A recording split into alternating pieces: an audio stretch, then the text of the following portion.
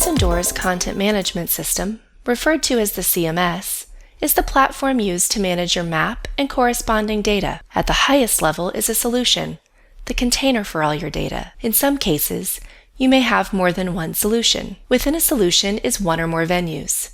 A venue contains one building or a set of buildings that are close enough geographically to be perceived as a group. As an example, a university may have one venue per campus, with multiple buildings in each venue. All buildings contain one or more floors, and on each floor you'll find locations. A location can be one of three things: a room, point of interest, or an area. A room has a geometry and is generated from your floor plans when the map is first digitized.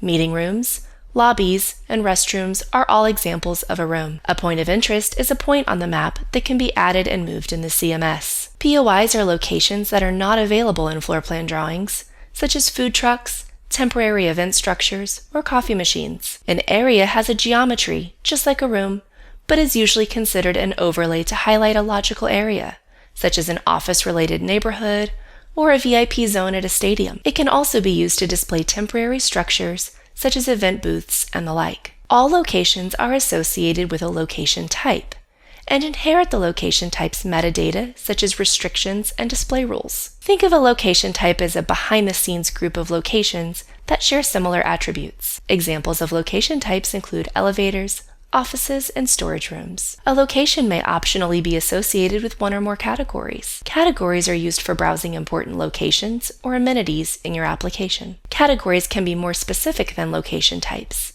such as identifying types of food and beverage, be it a barbecue food truck or a sushi stand.